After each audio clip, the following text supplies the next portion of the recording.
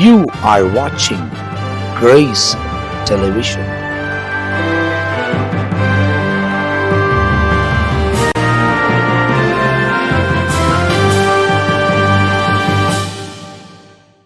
ஆண்டவராகிய இயேசு கிறிஸ்துவின் நாமத்திற்கு மகிமை உண்டாகட்டும். இந்த காலை வேளையில் இயேசுவோடு பேசுவோம் வாருங்கள் இந்த நிகழ்ச்சியின் வாயிலாய் உங்களோடு கூட ஒரு வார்த்தையை தியானிப்பதற்கு தேவன் எனக்கு கொடுத்த அந்த நல்ல தயவுக்காக கர்த்தரை துதிக்கிறேன்.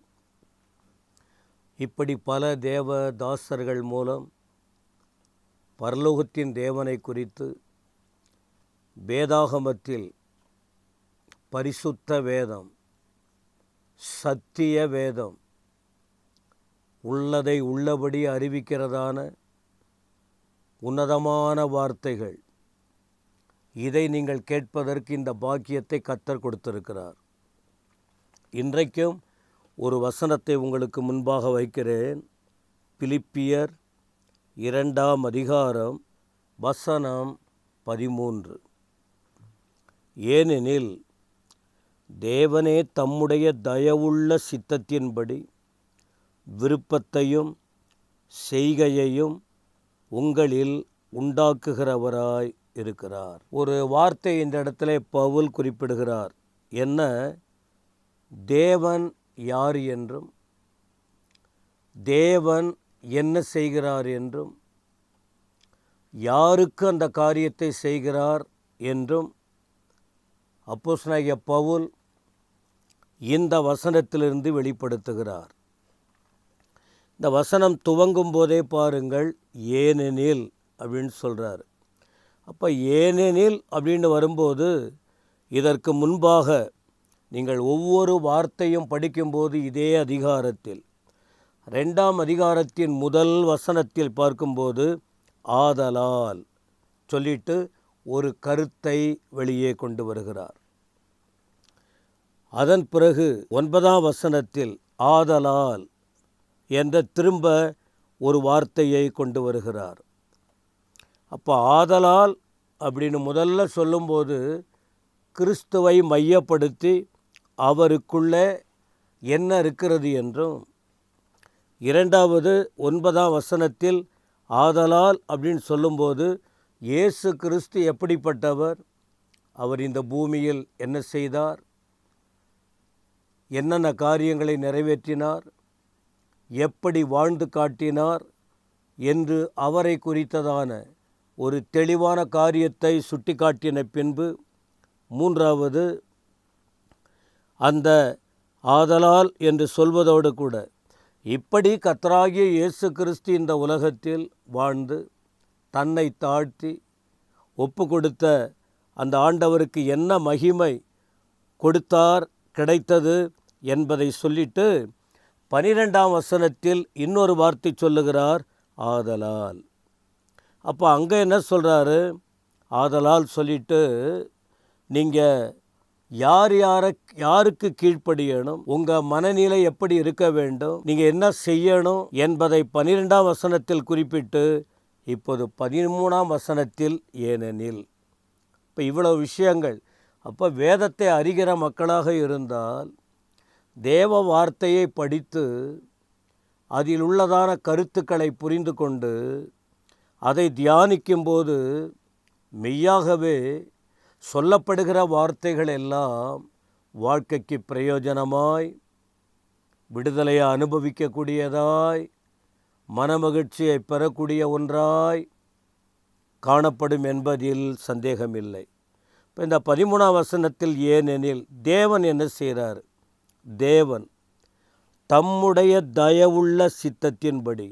அப்போ தேவன் அவருக்குன்னு ஒரு சித்தம் இருக்கிறது, அவருக்குன்னு ஒரு வழி இருக்குது, அவருக்குன்னு ஒரு நோக்கம் இருக்குது, தெளிவான ஒரு திட்டத்தை அவர் வைத்திருக்கிறார்.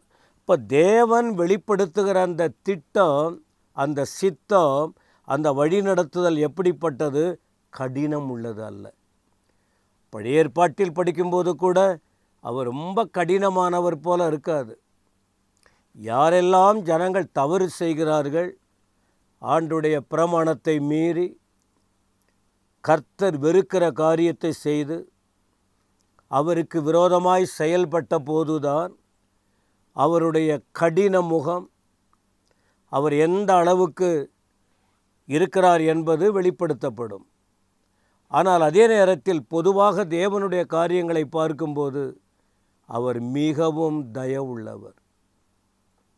வேதத்தில் நீங்கள் படிக்கும்போது அவருடைய கோபம் ஒரு நிமிஷம், தேவனுடைய கோபம் ஒரு நிமிஷம், அவருடைய தயவோ நீடிய வாழ்வு என்று சங்கீதம் 30:5 சொல்லப்பட்டிருக்கிறது. அவருடைய கோபம் ஒரு நிமிஷம், அவருடைய தயவோ நீடிய வாழ்வு. அதனால் சாயங்காலத்தில் அழுகை தங்கும், விடியற்காலத்தில் களிப்புண்டாகும் என்று அங்கே சங்கீதக்காரன் குறிப்பிடுகிறார். அப்போ ஆண்டவர் கோபத்தை வெளிப்படுத்துகிற இடமும் இருக்குது. ஆனால் கர்த்தருடைய குணங்களில் ஒன்று ஏராளமான குணம், அதிலே தயவு, கர்த்தருடைய தயவு. அப்போ அந்த தயவு அவருடைய சித்தத்தை செய்யும்போது அவருடைய சித்தம் தயவாய் வெளிப்படுகிறது என்பதாக பார்க்கிறோம். இப்போ அவருடைய அந்த தயவுள்ள சித்தத்தின்படி என்ன செய்கிறாராம்?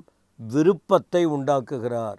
ஒரு மனுஷனுக்கு தேவன் கொடுக்கிற 2 காரியம் அங்கே சொல்லியிருக்கு. ஒன்று விருப்பம், இன்னொன்று செய்கை. விருப்பம், செய்கை, இதை ஆண்டவர் அவருடைய தயவுள்ள சித்தத்தின்படி உண்டாக்குகிறார்னு சொல்லியிருக்கு. அப்போ ஆண்டவர் கொடுக்கிற விருப்பம், ஆண்டவர் கொடுக்கிற செய்கை, கிரியை என்ன? ஒரு நாளும் தீமைக்கு உரியதாய் இருக்கவே முடியாது. ஏன்னா தேவன் தீமைக்குரியவர் அல்ல, தேவன் கெட்டவர் அல்ல. தேவன் எப்பொழுதுமே தயவுள்ளவர் அப்படின்னு சொல்லும்போது அவர் நல்லவரும் அவர் நன்மை செய்கிறவரும் இப்படிப்பட்ட தேவனாக தான் அவர் காணப்படுகிறார். இப்படி அவருடைய தயவு, அவருடைய சித்தத்தின்படி விருப்பத்தையும் செய்கையும் என்ன செய்கிறாராம்? உங்களில் உண்டாக்குகிறார். அவர்தான் தொடக்கமே, எல்லாவற்றையுமே அவர்தான் செய்கிறவராய் இருக்கிறார்.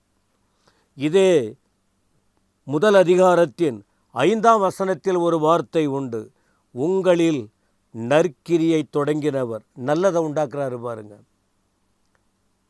கிரியை, செய்கை, விருப்பம், செய்கை.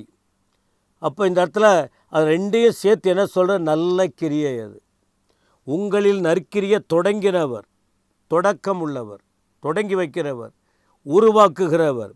அதை இயேசு கிறிஸ்துவின் நாள் பரியந்தம், அப்படின்னா கடைசி ஆண்டுடைய வருகை வரைக்கும் முற்றும் முடிய நாள் பரியந்தம் முடிய நடத்தி வருவார் என்று நம்பி நான் உங்களை நினைக்கிற பொழுதெல்லாம் என் தேவனை ஸ்தோத்திரிக்கிறேன். எனக்கு அன்பானவர்களே, இந்த வார்த்தையை கேட்கிற உங்களுக்கு ஆண்டவர் உங்களில் ஒரு பெரிய நோக்கத்தை வைத்திருக்கிறார். அவருடைய நோக்கம் தீமைக்கானது அல்ல, நன்மைக்கானது.